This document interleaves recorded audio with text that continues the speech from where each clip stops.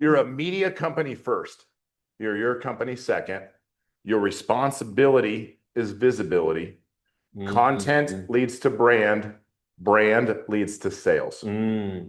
That's what I say every morning to myself, to make yourself put that post here, to call that person here, because otherwise you're invisible. Yeah. People need to be reminded you exist. On my $1 million hustle. The $1 Million Hustle Podcast, where we keep it real, I stated entrepreneurship wisdom. Learn to think like a millionaire and hustle like you're broke. Here's your host, Billy the Kid, aka Billionaire. Think like a millionaire and hustle like you broke. This free game to change your life, you better so. Think like a millionaire and hustle like you broke. Welcome to the $1 Million Hustle Podcast, baby. It is your boy Billy the Kid, aka BDK, aka Billionaire, aka Billy Goat, which we talked about in this podcast, aka, okay, I'm done. No, seriously, guys, today, man, I'm super excited. I just had Chris Beecham and man, what a conversation, you know, and I knew it. I knew it was going to be a fire-ass podcast, and I'm excited, like, you know, talk about resilience and just doing all kinds of different ways to basically finding a way every single time, never quitting. Like, I cannot wait for you guys to hear this amazing podcast that we just did. Again, Chris Beecham, thank you for stopping by, man. Before we get started, guys, a couple things. So we... let's see, we're putting a flip out there here in the market. By the time this comes out, hopefully it's already under contract, sold, something. And we're looking for another deal or two. So please hit me up. And as far as that goes, otherwise, multifamily, we're looking for some multifamily deals. So if you have any, please hit me up. And also lending. So if you're an investor and you're looking for some hard money loans, hit up info@neweraLendingLLC.net, and we'll get you taken care of for your next deal. Also neweraconstructionllc.net if you're looking for any concrete to roofing, drywall. You know, we literally build houses. We could do it all. You know, anything that you're looking for, bathrooms, kitchens, etc. So hit it up if you're looking for that. I just wanted to throw that out there. And thanks to New Era Construction, guys, we are donating backpacks actually tomorrow. So today's Thursday. Tomorrow, we're taking backpacks to Los Hermanos Tacos locally. We're going to, basically, I saw that they were doing their backpack drive, guys, and we do our annual one every year. So it just hit me like, man, you know what? Let me get involved with them. Let me hit them up and drop off more backpacks for the drive that they're doing. So it's amazing. We talked a little bit about that too with the interview that we did today. But other than that, guys, my book is out, The Power of Being Uncomfortable, out everywhere. If you listen to audio, it is on Audible as well. And I think that's really it. That's really all I got, guys. Actually, one more thing, the album, Generational Curses to Generational Wealth, out everywhere, Spotify, Pandora, Apple Music, anywhere music is available. I am there, baby. So hit it up. But that's it, man. I'm excited about this podcast. So let's get it going. Here's Chris Beecham, man. Let's get it. Vámonos. Welcome to the $1 Million Hustle Podcast, baby. It is your boy, Billy the Kid, a.k.a. BDK.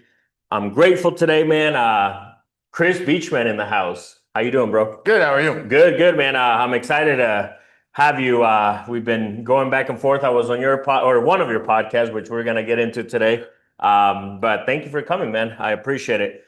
So at the beginning of the $1 Million Hustle Podcast, I like to just take it back and basically, really, where were you born and then how you got into this crazy journey we call entrepreneurship? Oh, man. Okay. Born, raised Lincoln, Nebraska. So right here.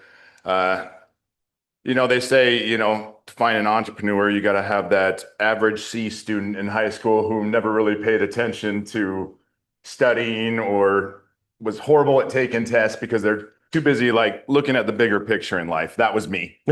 Like, you qualified. I really did. Like, somebody told me that, and I was like, that was it, you know? wasn't dumb. I just didn't care, and I didn't. I cared more about the social aspect. And I always wanted to be an entrepreneur. I always wanted to be a real estate investor and a real estate agent. That was like even probably like junior high. I went, what you do? So, like I remember taking those tests in high school that they're supposed to tell you, and I basically even rigged it. It's like, okay, what's gonna tell me I need to be a real estate agent, and I did, and it told me that, and I was like, that's what I'm gonna do. It's as simple as that. Like, was there anything in your family? Nope. It was just your idea. That's just what my parents sold their house, and I met this guy when I was like in 7th grade, and I was like, I want to be him, driving around in a Cadillac, nice, just selling houses. And he was like, yeah, I played golf earlier, so but okay, all right, I want that. That's it, simple, done. And so right out of high school, I just walked into real estate classes, took the test, walked into the biggest firm there was in Lincoln, and I was like, hey, I'm here to be a real estate agent. They're like, okay, that's nice. You're 18 years old. Nobody is going to want to buy a house from an 18-year-old kid, And I'm like, oh, okay. So like, what do I do? And they were like, well, I don't know, but come back in like 4 years. That's literally what they told me. Wow. So I was like, okay. So I went around and talked to apartment complexes, and I ended up getting a leasing consultant job in an apartment complex. And that was probably the best thing to ever happen to me in my life, because it made you uncomfortable right away, at a young age. Because like we're going to talk about a lot about getting uncomfortable, and it's things like situations like that make you, the earlier in life you do it, the better it is. Yeah. So I sat in an office all day long and like, and Chris, real quick, I love that because you always hear that, right? Where it's like, yeah, let's in your 20s, like take as many losses as possible, right? And the thing is, you have to make all these different moves. Like people think, oh, I made one move, right? I dropped a song, or I open up maybe even one business, and it's like, that was cute. It's something we use in my uncomfortable mastermind, by the way. Whenever somebody has like a win, we're like, hey, that was cute last month. Let's see what we could do next month. Exactly. Yeah. But, it's like, make as many mistakes, make as many moves, and one of them will work out of the many. And unfortunately, it has to be many. You can't just do one and think that your world and your life is going to change. Like, unfortunately, that's not the truth. So I just wanted to point that out because it's so true, especially in your 20s. So you did that. So at the very beginning, you were... Yeah, it was one of those things that all day long, people would just come in, and I would give them tours and try to rent them apartments. And we're talking a variety of people, like there was never the same type of person that came in one after another. So you learn to talk to everybody, whether it be the college kids, or the person going through a divorce who's very bitter, or the person who just lost their house, or the person who just wants a temp place, or so many different stories and stuff. And you learn to talk to people and get to know them, because as we both know, with relationships sell. It's the product is secondary. I love that. So true. Can you touch a little more on that? Because it's cliche, right? Like your net worth is your network, right? Yeah. But it's true. I mean, you start meeting cool people like Chris, and next thing you know, like we haven't printed anything lately, but now I have you in mind, right? Like whenever we do our next order for printing, or even like it's weird. This is weird, by the way, but there was one time I was thinking about paint, and I thought of you, which we're gonna get to about your painting. There's a lot to get into. So it's cool to know. Yeah, it's cool to know people like Chris, right? Because there's a lot behind him, and it's not real. The thing, guys, is like a lot of people too, and I'm sure you get this a lot. Like, oh, can you mentor me, right? Like this and that, and the thing is, I feel like that's the most weirdest way to ask somebody. I think you need to like build a relationship. Like come up and you know what? Don't even say that. Just be like, hey, can I buy you lunch? Can I take you for coffee? Can we go have water somewhere? Like it doesn't have to be this crazy thing. And I think once you learn and see what their vision is, you're gonna put your time into it, right? So yeah. I just love that you said that. So continue on, my friend. Yeah, no, and that kind of like what you said. People had a problem. They needed a place to live. You're finding the solution. It's like that in every business. You're trying to solve a problem. So and especially when they come to you, we all know if somebody comes to you, that door is wide open and all you got to do is close that and build that relationship. Which I love that, but that's not how the world works all the time. Yeah. So I literally did that for 4 years and went into property management, which was not as fun, but and it was 4 years and What's like the craziest story that happened to you? And I know there's thousands, but what's one that sticks out that you had to deal with a tenant? I got stabbed. Oh my God. So Jesus. I've been stabbed. I've seen 2 dead bodies. One was a month old. Damn. The tenants kept calling, complaining that there's a horrible smell in the hallway. And I was going over there and I'm like, man, somebody's refrigerator's off or somebody's not taking out their trash and couldn't figure it out. And so I'd give up and then they'd call a couple of days, like, it's getting worse, it's getting worse. So I knocked on all the doors and, anybody who came, I was like, are you taking out your trash? Is your fridge working? I was checking the electrical boxes, like who didn't pay their bill. Yeah. And it just kept going on for a couple of weeks. And then finally I got a call from like Health and Human Services. They're like, we need to do a health check on somebody. Wow. We need you to come let us in. And so I know what that smell is now. It's not a fridge. Got stabbed. A guy was trying to commit suicide and we had kind of become friends because he was going through divorce and all of that fun stuff. And so he called me to tell me, he's like, I got a note here, give it to my mom. And like, when she gets here, but make sure you call 911 in about 20 minutes. And then what led into him trying to stab you? Like what? So I literally ran to his apartment because I was on site. Oh, he texted you this? Yeah, no, he called on the phone. And so I'm banging on the door and I'm telling him not to do it, and everything. And he opened up the door and he's got a gun in his hand to his head and he's got a knife and he goes, Chris, go away. And I was like, not going anywhere, not leaving. I was like, put it down. He's like, either you're going to watch this or you're going to go away. I was like, I ain't going nowhere. Don't do it. And he just took the knife and he just put it against my stomach. Oh my God. He goes, last chance. And I was like, I'm not going anywhere. And he just goes, Punk. Oh, dude, wow. Wow. I left. Wow. But I called the cops and literally as I'm going down the stairs, the cops are coming up. So he did not commit suicide. Yeah. And what's funny is we've lost nothing contact. funny about this, all right? Yeah, that's true. Sorry about that. But like we've been like, it was like a week later or whatever, he came in and apologized and everything. And we actually became friends. And his brother was like the district manager of Taco Bell. And this is when I'm 19 years old. So his brother shows up with just stacks and stacks of free meal coupons. He's like, you never have to pay for food again. Oh my God. And I hate Taco Bell to this day, but I ate the hell out of that. That's crazy. 19-year-old kid. Wow. No, Free Taco Bell. Management is crazy, man. Like, we own a management company and so as of right now, knock on wood, we haven't gotten there yet. But so then what happens after this? So you're doing this management thing. What the next? I went and became a real estate agent. So you did pursue this. Yep. It kind of worked out perfect because I was doing fee management at the time and there was a builder that was building rentals and new construction houses at the same time. And I was managing their rentals. And I told them how I'm going to be a real estate agent, someday, and they came to me. They're like, if you're ready to be a real estate agent, you can rep us and sell our new construction. And then we'll also pay you a base salary and you can just manage our properties. Wow. And I was like, sold. So I went right back to that firm again. I was like, 1, it's been 4 years. 2, I already got a big client. So and they were like, come on, let's go. Yeah. And it worked out spectacularly. So we're talking 2004.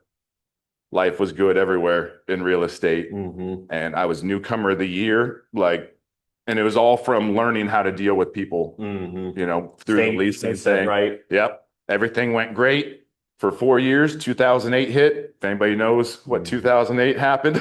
Yeah. There was no new construction houses going up anymore. There's foreclosure houses happening.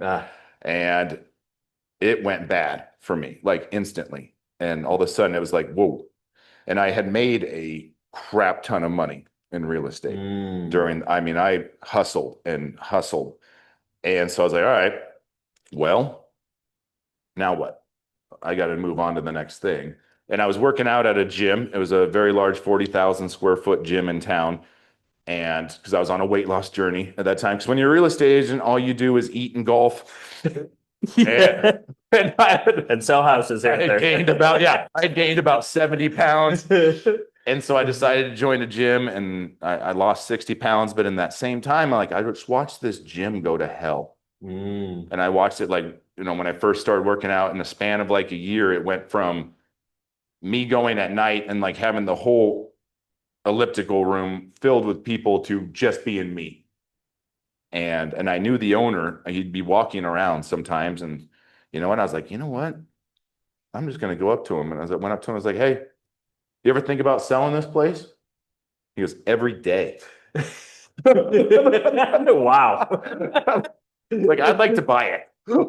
He's like, all right. A couple days later, we worked it up and I bought it. And it was just a local gym, like local gym. It was franchise. It was the second biggest gym in town. Like I said, 40,000 square feet is a lot. Yeah, seriously. Of square feet. I had a whole plan. This was not a smart decision. Let's put it that way, because what were some stuff you learned from it that made it not smart? So we went into the bar area and he wrote down on a napkin all of his income and expenses. And I was like, score. All right. You're already making that. All right, cool. Let's do it. Like, did not do my due diligence. Like, hardest lesson ever learned. Do not listen. Do not believe anybody about their numbers, finances, their numbers. On a napkin, especially. And we asked for, like QuickBooks and stuff. And he just said he hadn't been caught up in like 2 years. He just doesn't do it. This is how he does it. Spreadsheet, blah, blah, blah. So I did take over. I actually, I doubled membership in like 2 months. Like, I was living life again. I was like, here we go, like back on top. And then all of a sudden, like, an air conditioner goes out. And I was like, all right, cool. No big deal. Call the guy, and they're like, hey, that's $25,000 air conditioner. And I'm like, well, that sucks. All right. So pay him $25,000. I'm like, that was a hit, And then it was like 2 weeks later, they had an Olympic-sized pool, indoor pool. The ceiling caved in. And I was like, oh, well, that sucks. $60,000. It's like, oh, okay, that life savings. If you don't mind asking, what was the purchase price? So the purchase price was $0, but we bought the equipment for like $100,000, and then he owned the building, and we leased the building from him. Okay. So all of a sudden you're near or over 200,000 at this point. It's getting worse and worse every day, And I was like, oh, this building's old, falling apart, and he didn't do a damn thing to fix it. Yeah. And so all of a sudden, within 8 months, my life savings is gone, and I can't catch a break. Like, things are just falling apart. And then I get we hit the first winter, and my first heat bill is $20,000. I was like, how is a heat bill $20,000? Yeah. Well, you have 40,000 square foot. You have an indoor pool that's ran on heaters with gas and And I was like, oh my gosh, I am negative every month, like $10,000 all of a sudden, and my life savings is gone. So, epic fail. End up getting out of that. And how long? I owned it for 9 months. Wow. That's actually a long time for dealing with And so what's next? So I filed bankruptcy. I lose everything. I lose my marriage. I end up moving into a small 1-bedroom apartment, donating plasma, selling plasma, because I have my kids every other weekend and I got to find a way to feed them. And I at that time, I thought it was the lowest part of my life, but turns out it wasn't. Well, and actually, I want to point that out, Chris. Your story is amazing because it's literally like, this is what happens when you don't quit, guys. Like, you're the example of that, because I know your story, but we're gonna keep going because things just keep happening. But here you are, right? Like, and that's what this journey is about. So you're gonna learn a lot of resilience today, if you will. We can cut out our stupidity. However you want to. Don't take life advice from me. So, yeah, and I had painted in high school, And so when I was going through bankruptcy back then, things were a little bit different. And he said, take a couple trips, put it on a credit card because you ain't taking a trip for a long time. So I went to New York City and just walking around. I go to the Empire State Building and there's probably 20 guys in there painting it. And I said, man, I bet they're getting paid a lot of money. And I was like, I used to paint apartments in high school, you know. I was like, I'm going to start a painting company. And so I came back from New York City and I was like, all right, we're going to name it Empire Painting because Empire State Building. That's awesome. And I knew I didn't know that. I didn't know where the name came from. So that's pretty awesome. I knew other painters in town and they're living in $1 million houses. And I was like, I can do that. I suck at painting, but I know how to manage people and I like people. And so I did it and I went around. What year was this now? 2009. Okay. So 2009. Literally just walked around all the apartment complexes that I used to manage or knew people from and said, hey, can I start painting your apartments? And they were just like, yep, because I had already built those relationships from years past. And so I just started painting apartments. And one day I would put an ad on Craigslist every morning. Back then, that was the days. Yeah. You know? Yep. Every day I'd do that. And then I'd go walk for 4 hours, different apartment complexes trying to get more business. And then I'd spend the next 8 hours from like noon to 8 at night or 9 at night painting apartments myself, which painting by yourself, color on color, will make you analyze life like you would not believe. It is not now what you needed at that time. Like, this is not good. I need somebody around me. So I started bringing all my friends from real estate who weren't making any money. I was like, come help me paint these apartments. They were like, okay. And one day I get a call off that Craigslist and it was a guy and he's like, hey, I need a painter. Can you come look at this apartment complex? So I go to this, it was in the ghetto and it was probably a 12-plex and it was completely vacant. The whole thing was vacant. This guy walks through and he's like, how much to paint all these apartments? And I was like, I don't know, $20,000, for the walls. It's like, how much for the trim? I was like, I don't know, 8,000. Ceilings? I was like, another 10,000. Say, okay. How about these hallways? How much to paint all the hallways? I don't know, another 20,000. Okay. When can you start? Tomorrow? He's like, all right. You want me to buy the paint or you're going to buy the paint? You can buy the paint. Wow. Man. And that next day I was there. As a contractor in my construction company, that's a dream client, by the way. Well, this keeps going. Yeah. So this is the one whale that you need. Everybody just needs that one client to get everything moving. This was my one client because I'm in the middle of then painting this 12-plex and he walks in and he says, hey, I just bought another apartment complex. Do you want to come paint that? And I was like, sure. So we went to the next one, did the same thing. He's like, you better hire some more guys. Wow. I was like, okay. So then I'm looking for more real estate agents. I was like, I don't care if you don't know how to paint. I'm going to teach you. It's simple.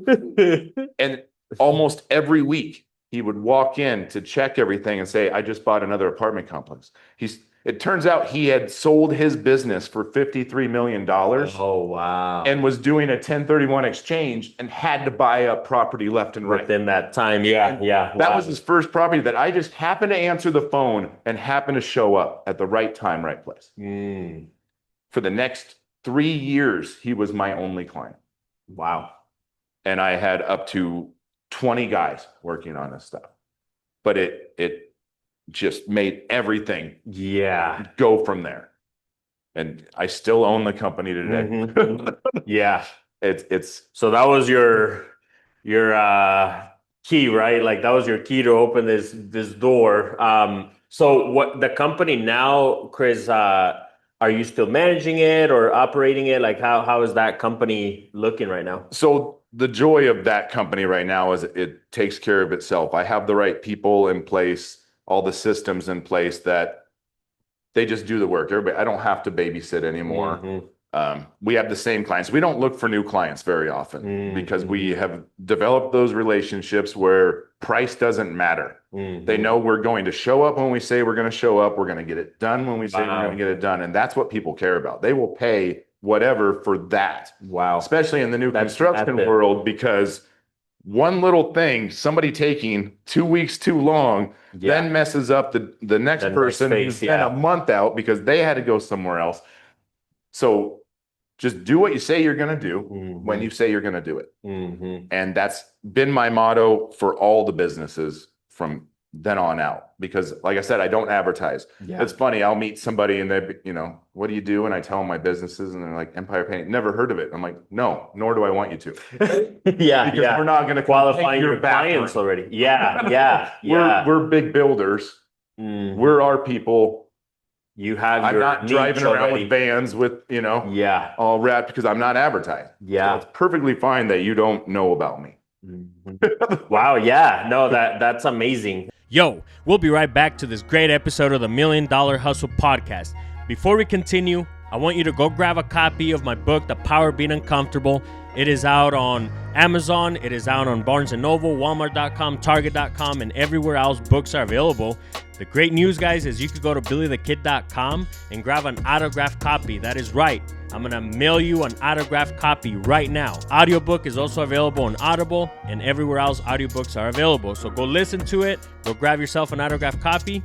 And I'll see you on the other side, baby. And now back to this great episode of the $1 Million Hustle podcast. A lot of people don't, you mentioned like you have your clients and they're going to pay your price, and as I go from, we're turning 10 years with the construction company and, as I look back, like it's crazy, the first few clients to the clients we have now. And then just in general, you just grow and, looking back at some of the experiences, it's like, I don't think that client, there's some clients, right, that like, I don't think that client knew, and they'll call back later. Actually, they didn't know what they had with us being in their. Oh, I've been cheated on multiple times. And they'll call back and be like, I just had this experience. And I always make sure to tell them that because I don't ever want to sever that relationship. I'll say, give me a call if it doesn't work out with the new. I'm always here for you. Like, I'm not going to gloat. I'm not going to, just going to go back to doing what I was doing. Because the joy of, especially when you have the same clients over and over again, you get faster and more efficient, and more efficient. Exactly.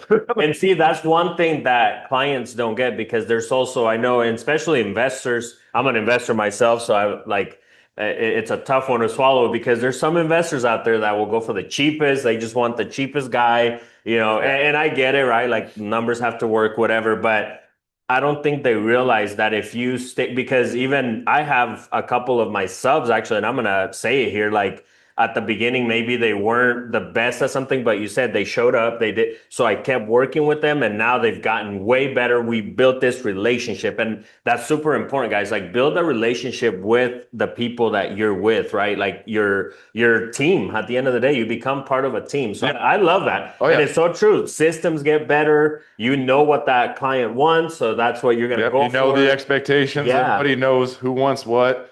At that price point, there are some people that are like, hey, I just need you to slop it on here. And get the hell out. Got it. Put on a different hat today, guys. We are not detail painters. We are slap it on and move along. And it's sad because there's investors, Chris, that I know that have gone through literally probably every contractor in Lincoln by now, you know, and they're always trying to find that next, like, and I'm sure at one point, you start hearing, they didn't pay me, because contractors talk, whatever. But anyways, so if we look at the bigger picture, so you still have this painting company now, which is amazing.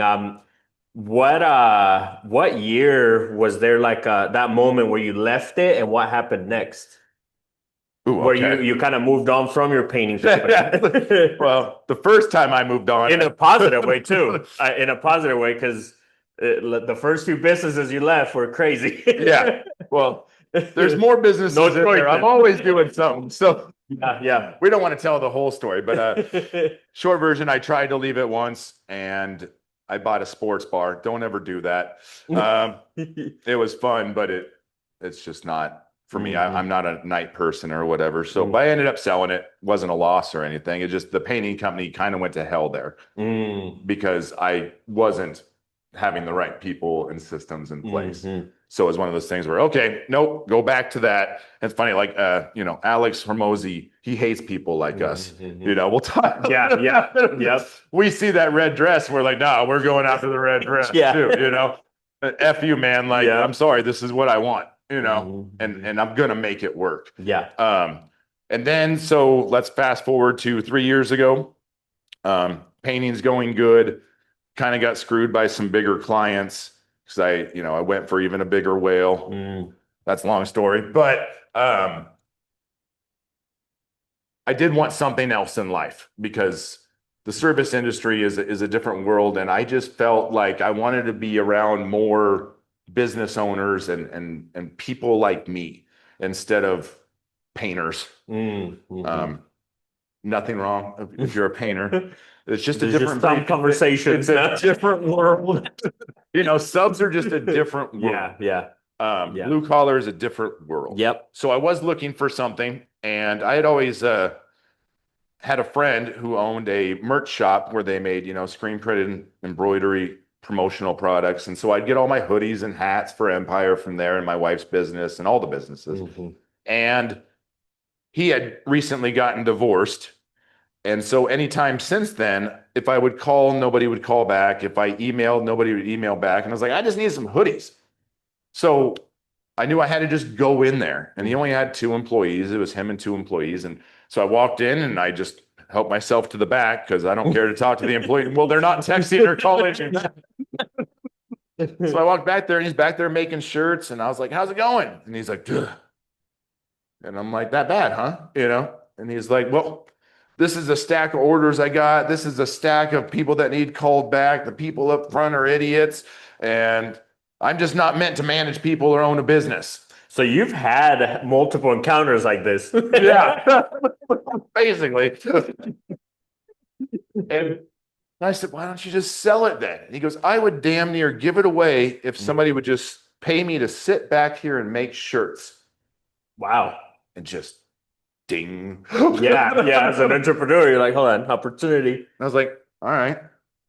And I went home and I could not stop thinking about it. And I was thinking about all of the people all the builders that I was friends with, all the other, like when you're a business owner, you just kind of tend to meet and hang out with other business owners. Yeah. And it's all business owners that I'm like, so I start calling them like, hey, where do you get your stuff?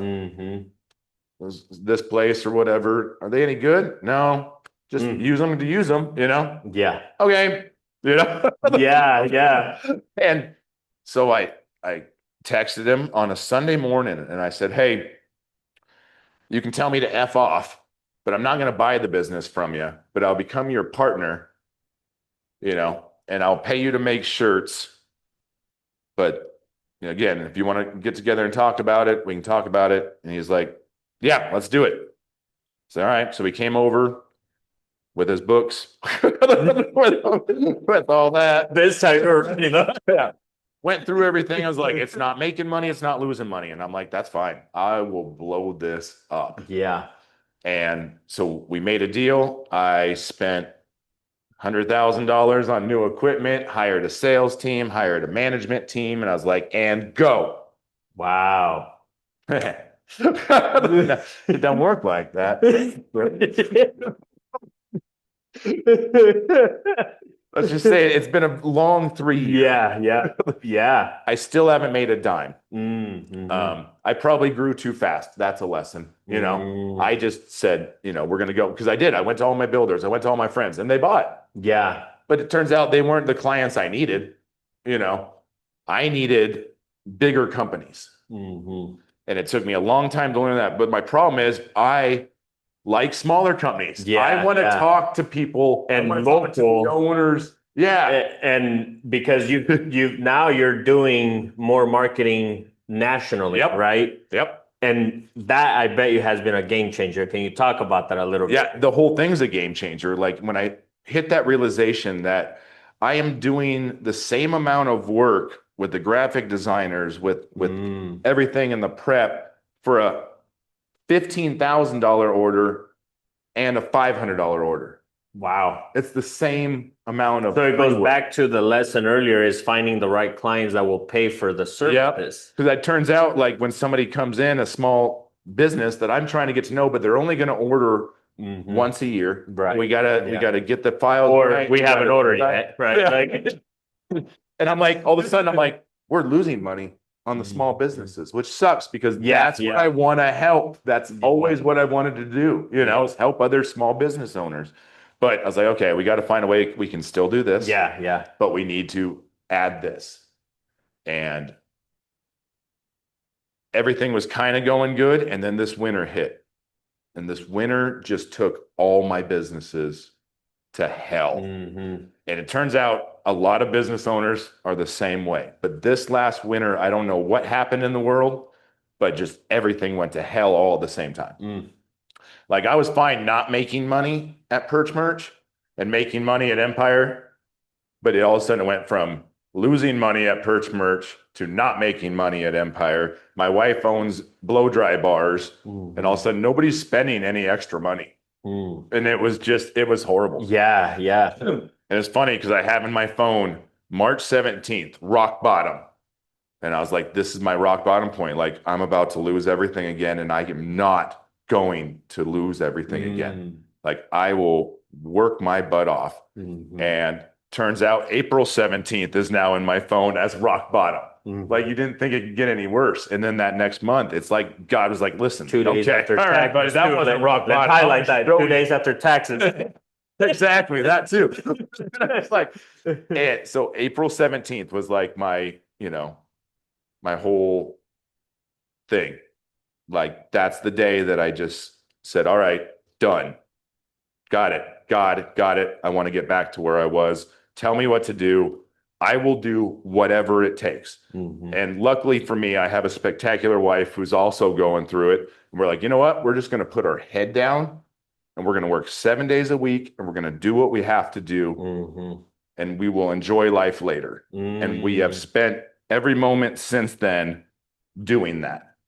And if you would have talked to me 2 months ago, it would be like, yeah, I'm trying, man. I'm trying, and you talk to me today, I'm doing it. I am in the best place right now, mentally, spiritually, like everything is just spectacular right now. I'm just doing the whole God guide me, be uncomfortable. I am doing every uncomfortable thing that you can think of. And it's what you have to do. You are 100% right with this book. Because I did, and everybody told me that, but I didn't listen. You have to be the brand for your business. You have to get your face out there.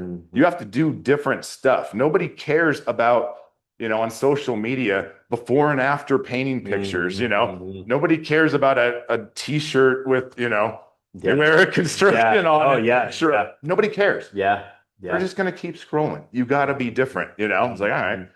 I'm going to start a podcast. I'm going to start another podcast. I'm going to start doing video tours. I'm going to start alter ego social media accounts. Like whatever God was guiding me to do, I said, F it, I'm doing it. And it's funny because I wanted to lead into that. So 2 things that I want to touch on is being spiritual, and we're going to get to that. But I want to hear because I know you've been going crazy on TikTok. So I want to hear a little bit about that because I love to see it because so just so you know, Chris, like I've been on this social media thing since MySpace, like legit, like that. When I first released my first album, I released it in 06, but prior to that, a couple of years before that, I was already on social media, maybe a single here.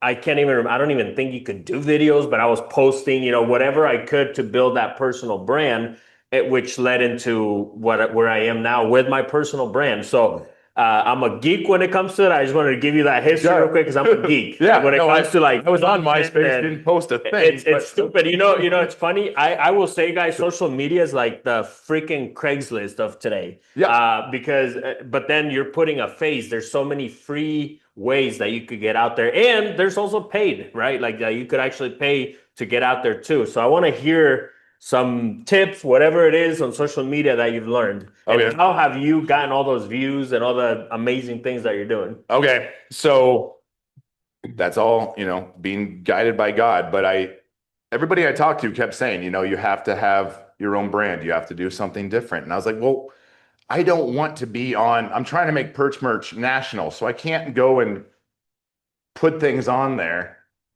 that are one, local, or two, different. Like, I was like, how do I do this? I was like, why can't I just start another social media? Why can't I just do stuff over here? And if it works, then I incorporate it. Like, who cares? Nobody's got to know about it. Yeah, kind of the idea.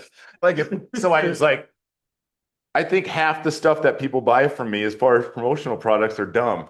And I'm that guy who's going to tell you that. Like the first thing I did was after this April 17th, I'm going to keep saying April 17th, but I was like, I'm going to be me. I'm going to show my personality everywhere. So if you look at my website, perch-merch.com, it is full of dry wittiness. Like, it's like the Deadpool of websites. It's, and I spent days, I still just randomly will go on there and be like, nah, I'm going to change that to this, like I want to be different, and I think everything sucks that people are doing. And so I'm going to tell you that, and it started with, somebody trying to order chip clips from me who was a good friend. I'm like, you're dumb. It just gets thrown in a drawer. Nobody's ever going to see that. Blah, blah, blah. He's like, I want chip clips. And I was like, I'm going to make a video. And I was like, well, I don't want to post it on Perch Merch. He's like, okay. Hey, AI, what should I do here? And it said, start a new social media account. Call it your merch guy. Let's start roasting merch. If this is what you want to do. That's awesome. All AI. And I was like, wow. Okay. So I did it. It's funny. One of the questions was, what do you think about AI? And I think I know the answer now. I can't live without it. I am dumb without AI. Yeah. Like, it makes you so creative that you didn't know you were creative. There's ways that you could ask too. I'm sure you've been through it now, but you could actually ask, hey, what's the best way that I can promote? Like, my new album I just released is called Generational Curses to Generational Wealth.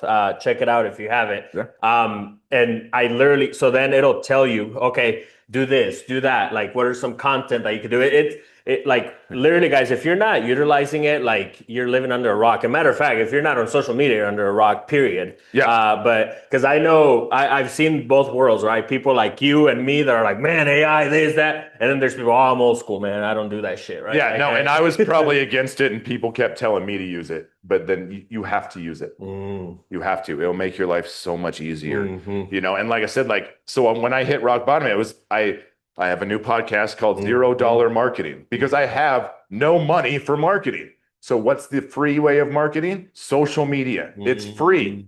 It's like a lottery ticket. You can put anything out there. It doesn't matter. You just have to get over the cringe of embarrassment. After 5 videos, you will get over it.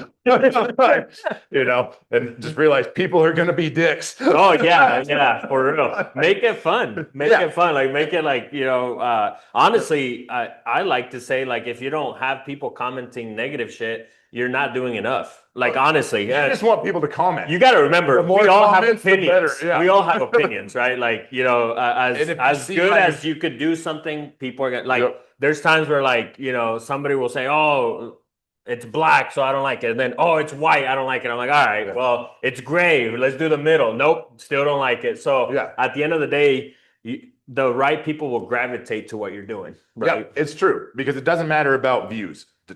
Get that. Views and followers, forget it. It doesn't matter, because that's your merch guy is a perfect thing. Like, it did blow up. But it's just me going to trade shows or getting free merch and just saying if it sucks or not. However, what do I have? 20 videos on there? And I can imagine, like, you're giving an opinion. So I can imagine, like, I don't think that. It turns out people get real upset about chip clips. They think they are the best thing on earth. And I don't hate them. I'm just not going to let you spend thousands of dollars on chip clips. I have chip clips. I use chip clips. I will take a free chip clip, but I'm not going to let you buy chip clip. Dang it. So I'll erase that off our merch. I will not let you do it. That's awesome. But so very opinion, like, so. Yeah. Controversy. Yeah. Things that spur conversations. I get a lot of mean comments, and which is great, because I just come back like, thanks, sunshine. Didn't really care what you thought, like, or who are you? Makes it even go. However, let's look at it this way. I've got like 20 videos on there. That's it right now. I've made $40,000 in sales off of TikTok videos. Yeah. Not TikTok shop. Yeah. I'm not. Yeah. It's just like I was going through a bunch of junk, and I held up a dog poop bag dispenser and I go, oh, that's kind of cool. Still toss it to the side. 2 days later, I get an email from an energy company out of Massachusetts. We'd like to order $3,000 worth of those poop bags. We saw those and we like those. That's awesome. No problem. Yeah. I made a video about slap koozies because I'm Gen X. And so we had the slap bracelets. And now they make them into koozies. And I was like, this is the coolest thing for Gen X. I didn't know that. That's awesome. I get a phone call. I saw this video of you selling or showing slap koozies. I would like to order some. I was like, cool. They're $4 a piece. How many would you like? That's awesome. 8,000. Wow. I was like, I'm sorry. What? Yeah. Yeah. That's hitting the lottery on one TikTok. Yeah. Yeah. And it's crazy, Chris, because I'm gonna say it, like, out of all the endeavors that I've had, it's like merch is hard. Right? Like until you get that brand, right? Like it's hard until you get that brand because, the first few shirts, I would put a message, right? And this was more for my music side, whatever lyric from my album or whatever. One of them went super crazy locally. And it was like I did a music video with all the shirts colorful. Like it was just crazy. It literally just said, stop hating, get moolah. Yeah. Stop hating, get moolah. Everybody got behind that. Like, I had friends that they're like, and I hate to say, like, there's a homeless guy wearing your shirt. Like, he sent me a picture, on a bus stop or something. Like that shirt went crazy. From there, there's some messages that did okay, but then there was the next one, right? And the next one. So yeah, you can't get discouraged. You got to So like merch is crazy until you build that brand, and that's what you've done here. So that's amazing. And I want to get into also, Chris, with the spirituality, because I'm a big believer. Like, people don't know, like, well, I say it, whether you know or not, I'm going to say it again, but you've probably heard it on social media, but like I wear a goat, right? Billy Goat, right? Like that's one of the names that I use. See what you do with it. It's like the word goat now is cool, right? Like, so it's true. Billy Goat, whatever. But like even the goat that I carry, like I wear a necklace, and to me it stands for God over all things. And it's stuff like that I'm going to steal that. Go ahead, man. Go ahead. Next thing you know, it'll be on a shirt that I'm selling on TikTok. Let's go, man. Let's partner up. So right now I'm like, you know what? My merchandise is to shit. I'm trying to sell it. No, make you invest. No. But the thing is that my point is that without God, I literally wouldn't be here. Guys, like in business, like it's crazy to hear your story on that day of April 17th, Chris, because I do that on the daily in a positive way where it's like, hey, God, guide me on this decision that I'm facing. Yep, that's what I do now. Thing, and guys, like, again, I'm like, you hear people saying like, oh, don't push. And I was going to say religion because that's what you hear the most, but I'm like, yeah, I'll push God on you though, because at the end of the day, and if you look at like everything I've done, like I'm very spiritual. I actually just did a song, Chris, called Prayed and Paid.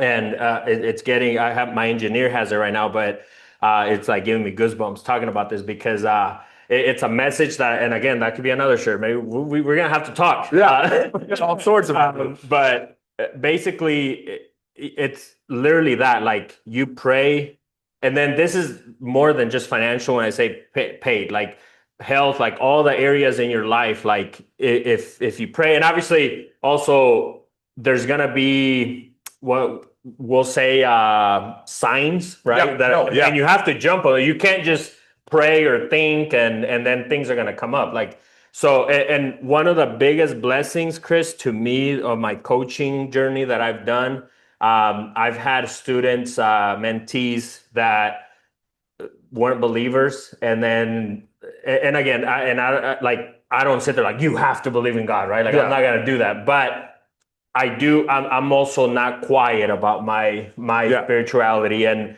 all of a sudden, I think that's been the most beautiful thing because the Bible says it too. Like, how many people can you get in the journey? And it's amazing to see how many people have turned like from basically saying, yeah, no, he's not real, right? Like, or this, that, and then all of a sudden their life is changing. Yeah. So I just wanted to throw that out there because I want to hear what you have gone through and what are maybe, I hate to call it rituals because then people think we're getting all weird and it's like, no, it's really not freaking weird. Like, yeah, it's not. And it's funny because if you do it, you won't find it weird, right? Mm-hmm. You know, and it started like with TikTok, weirdly enough. Like all of a sudden, I'm getting God stuff and then God with business stuff, you know, and it's like, hey, you know, and I saw one that really hit home and it said, God puts you through things to make you the person you're supposed to be. So like my rock bottom was right before that, you know, and so you can help other people in that. Like if you do it right and you listen to God, like he put you through this, so then you know what happened and you can help people who are going through it.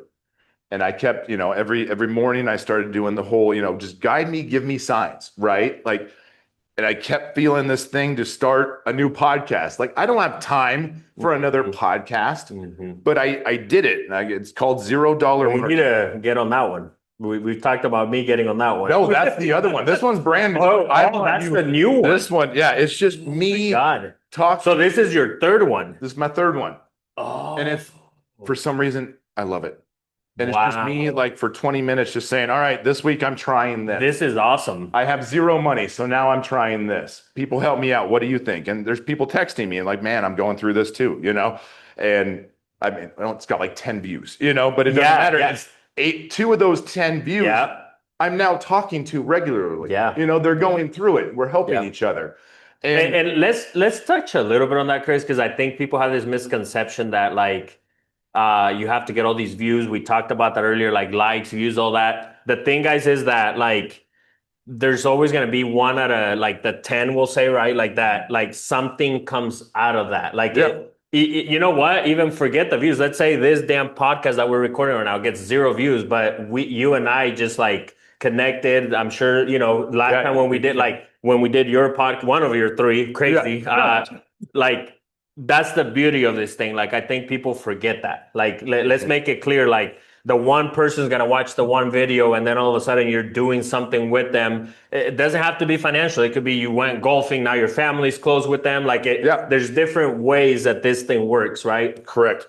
Yeah. It's not about how many people, you know, you could have 1,000 views, but only 10 people actually watch the whole thing or listen to the whole thing, you know, it doesn't matter. That's what I've learned. So God keeps telling me to continue on that. And speaking of, this is just a weird little story, but I feel like I have to say it.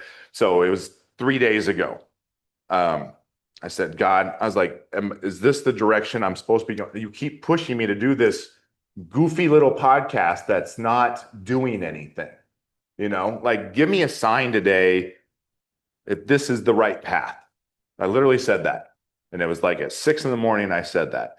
At 8 o'clock, I had a TikTok video that I had getting ready to post, but I hadn't posted it. And it was just an 18-second video. Says something like, being a business owner, they don't talk about when you have $18 in your bank account and payroll's due Friday, you know, like, but we keep going, we keep, you know, hustling or whatever.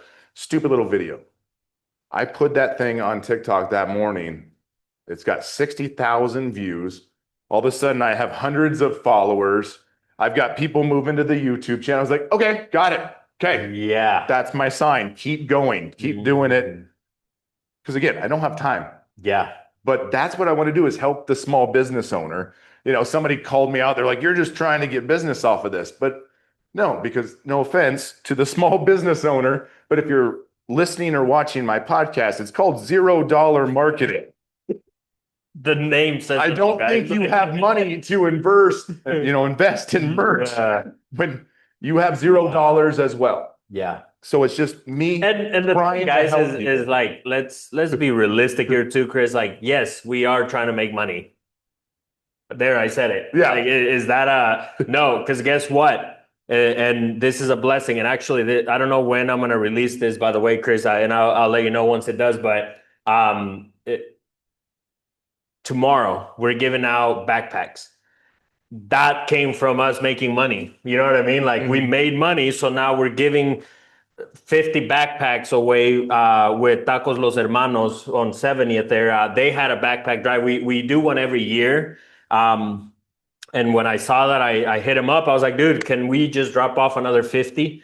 And he's like, dude, yeah. So here we are. Tomorrow, another 50 so in total 100 within a week for the Lincoln community. That's what this shit's about too. Like the thing is that people have this misconception with money, and I'm tired of it because I talk about money at the dinner table with my kids. Why? Because I don't want them to go through the shit that I went through, right? Like where it was this fucking weird thing that we don't talk about, right? Like, or nope, we don't have money for that. No, let's talk about how can we make this happen instead of no, we can't make it happen. And so I just wanted to point that out because like the music, I love doing it, but then also it's like, oh, and you're telling me I can make some money off of it? Why not? You know what I mean? Yeah, no, that's always. Let's not make this weird, guys. Like, no, that's always the goal, you know what I mean? We'll be right Before back. we continue, Go subscribe to Billy the Kid YouTube. that is Billy, DHAKIDD. Also, go follow Billy the Kid Music on Spotify Pandora, Apple Music. and everywhere else. Music is available. And now,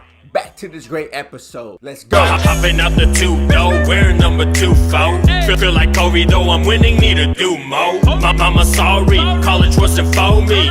Street smart, no degree, just like Kobe. Self-made boss with a suit like a mogul. I'm the new era, you see it on my logo. Someday I'll get real good, and as I get, more successful and more successful, obviously the podcast will change, And I'm, like, and also, how many people have you changed through the podcast, Chris? Yeah, like there's two that we're just texting now. Yeah. And I was like, hey, did you do your outreach today? And he's like, no. I'm like, bro, get on it. Like we're helping each other. Yeah.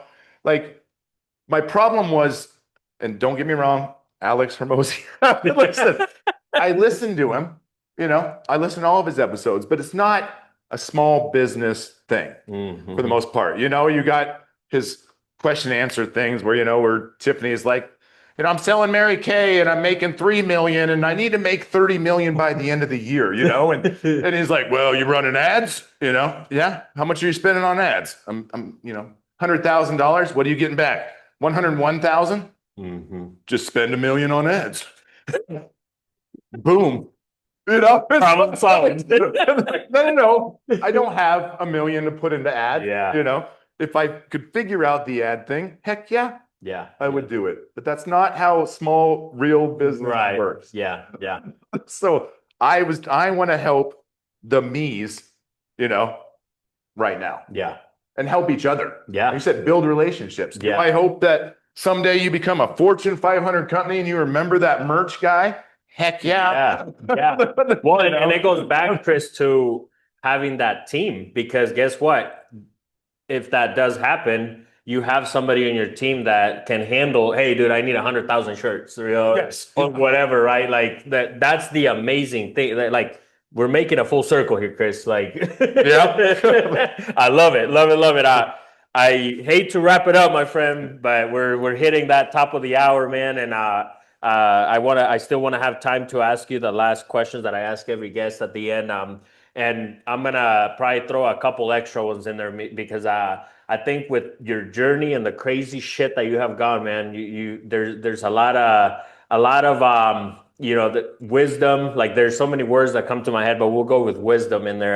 Yeah, thank you. No, it's seriously, man, because honestly, that's the best teacher in life. Like that's why I can't I don't have a business degree. But the experiences have given me honestly more than that degree. Tenfold. I've taught. There's a bar on my music on one of my songs. It's called "Serial Entrepreneur," the song, and I literally say something along the lines of like, they kicked me out of college. I couldn't go because I was broke back then, right? Like, so I have a line. I started off by saying they kicked me off college because I couldn't pay for it, and then at the end, I'm like, now I'm doing Zoom classes for students in college and telling them that book they give you, don't read it. Yeah, that's a full circle there, And also, like, school is important. Like, if you're gonna go for a license, go ahead. Like, I want my lawyer to have a license. I want my doctor to know what the hell they're doing, right? Like, but the first question I have, like, what is truly like happiness to you?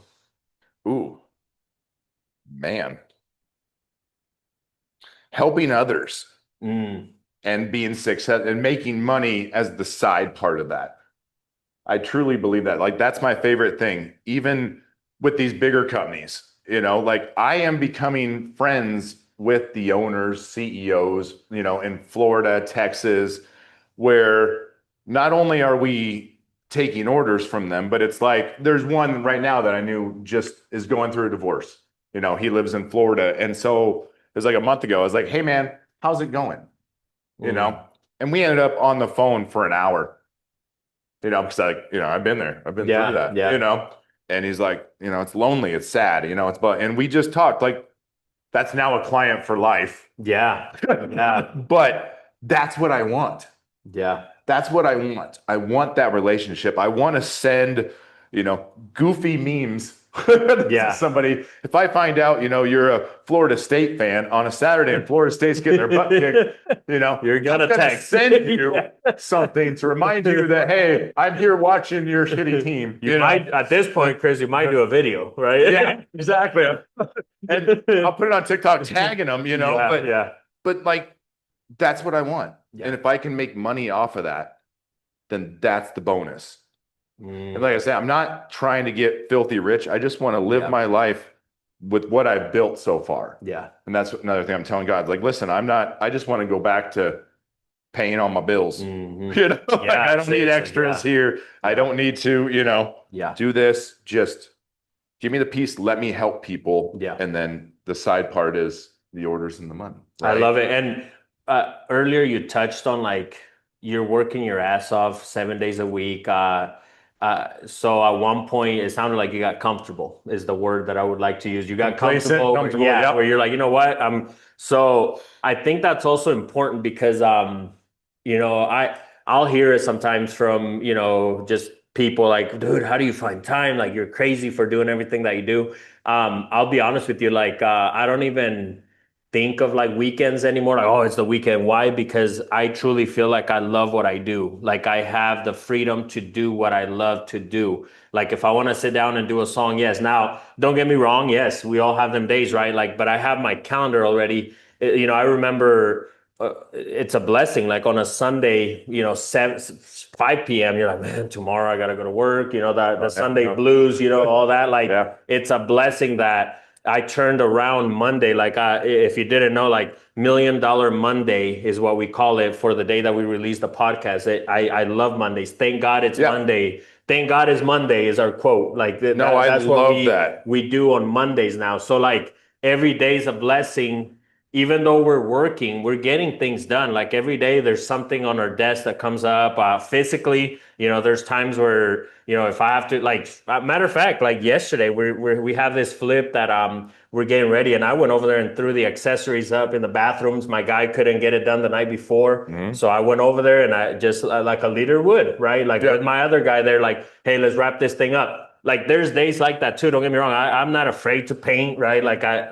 But I think you could build this thing to where it doesn't happen as often. And it's a blessing that you're doing what you love. So really, it doesn't feel like work. Like right now we're working theoretically, right? Like we're working right now, but it feels great. So I just want to hear a little bit about that because you kind of said it a little bit. And I think it deserves more because it's true. Like you have to work your ass off, guys. Like this thing doesn't come like easily. And matter of fact, if you think this is easy, don't even start. Like, 5 years that you have to fucking just go at it 7 days a week, right? Like, can you touch a little bit on that?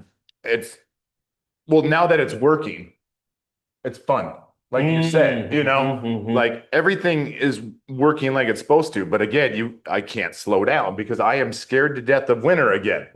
Like now all of a sudden, like, okay, like right now we're filming this, it's August. And I'm like, okay, winter's coming.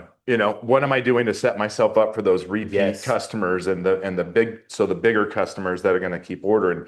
And you brought up Monday. Sundays, I get upset because I do a lot of podcast stuff on the Sundays, but then I'm like, I feel like I can't talk to a lot of my clients on Sunday because it's their thing. They're not at work, and I want to talk to them. So I'm ready for Monday. I'm like, oh, Monday I'm going to talk to so-and-so. I'm going to call so-and-so, see how they're doing, Like it's exciting all of a sudden. So it doesn't feel like you're working 7 days a week.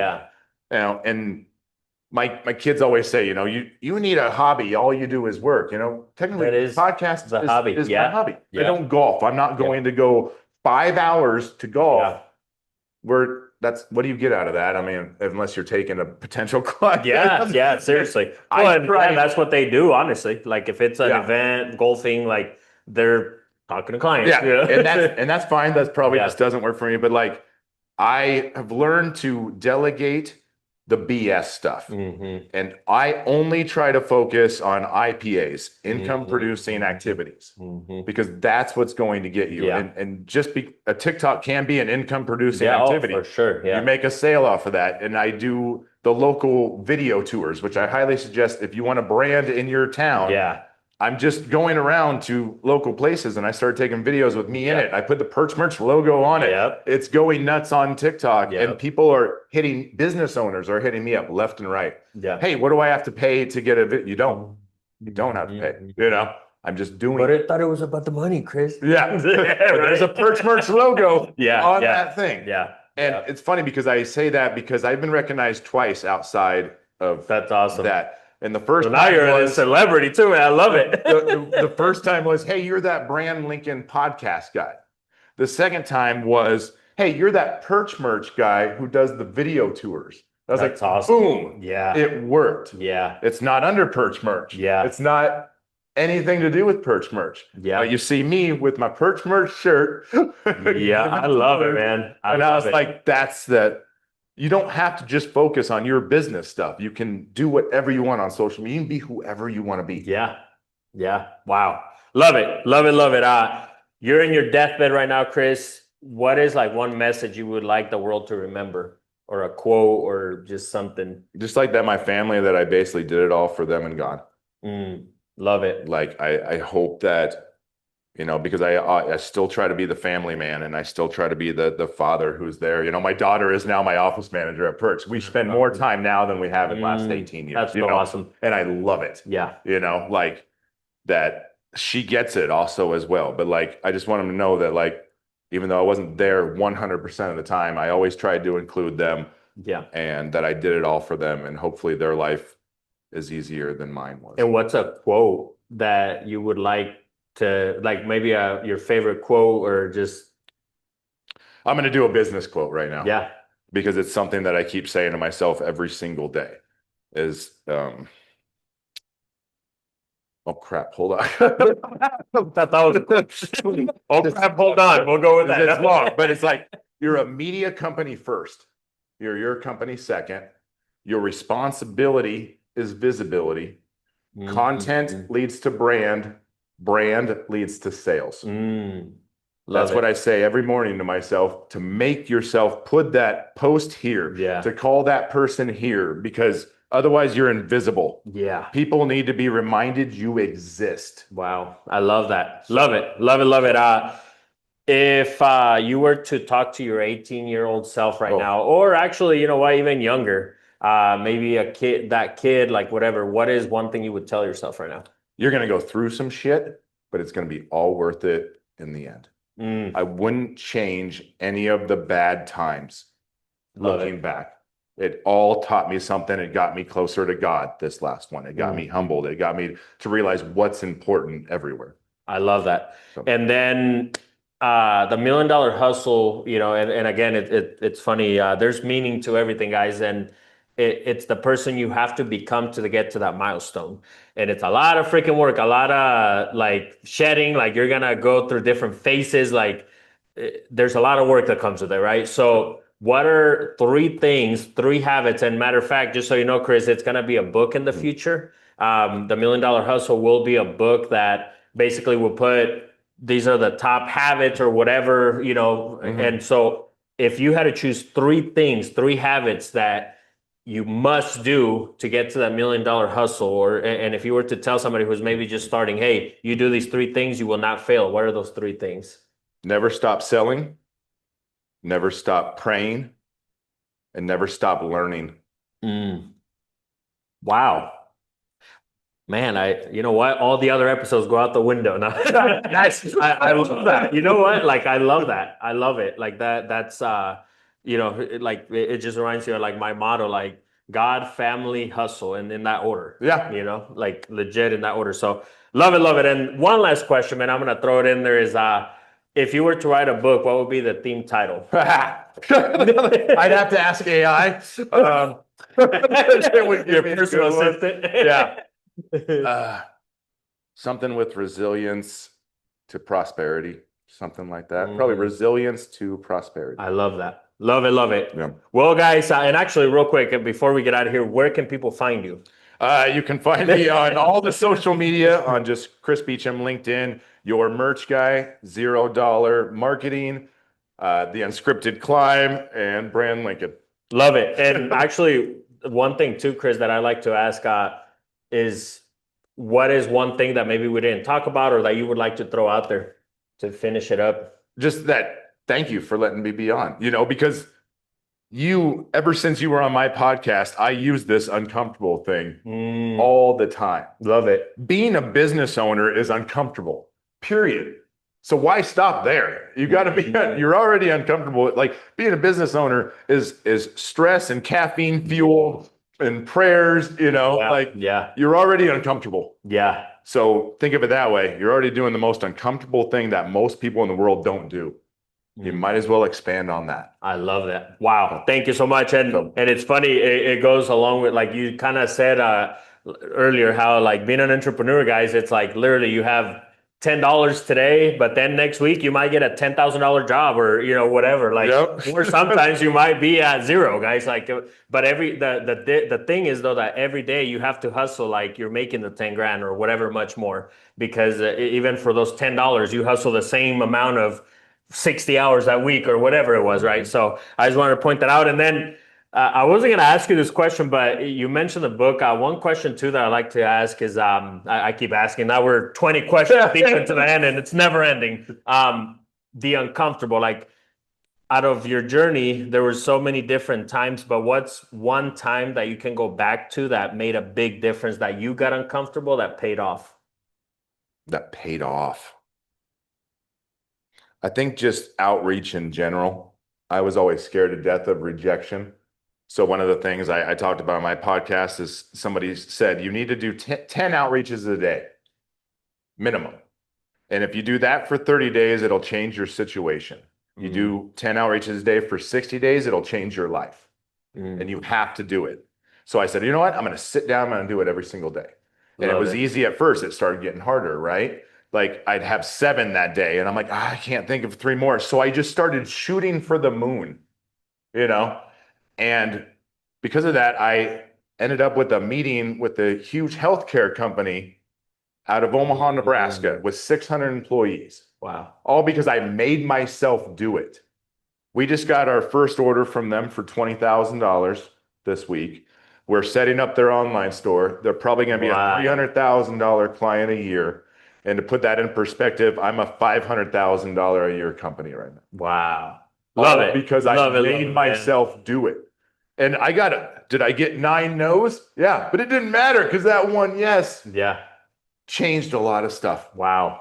Love it. Love it. Love it. I'm going to have you come talk to my group, man, the Get Uncomfortable Mastermind. It's a group that I have. It's all entrepreneurs that we talk about our crazy shit that we go through. I love that. Yeah. So every Thursday we meet on Zoom and, because it's relatable, guys. Like if you hear the conversations on there and then you have this team, like right now, Chris, we all pitched in. We have over $1,000 in the pot of who will lose the most weight this month. And that's the people you want to surround yourself with, guys. Man, I hate to wrap it up, but we're truly out of here this time. Yeah, no, it's fine. All right, guys, make sure you guys tag him, post it everywhere. Again, social media, post it, tag him, tag me, and we're going to reshare it, and I'll see you guys on the next one. Vámonos. Deeper than the scars, deeper than my past. I found peace in the pain and stopped looking for applause. See, deeper than the streams, this is deeper than all them stats. They watching the analytics while I'm watching how it impacts. They wanted cloud, I wanted clarity, I'm moving with some peace. I stopped chasing the numbers, now my soul volume increased. You used to pray for the cars and clothes, now I'm praying for peace. Cause the things that I lost made the man now that you see. While you're growing as a person, you need to shut it and listen. I had to silence my ego just so I can hear my own wisdom. Ain't no handouts over here, I'm creating my own route. Built a kingdom for all them doubts they were speaking about.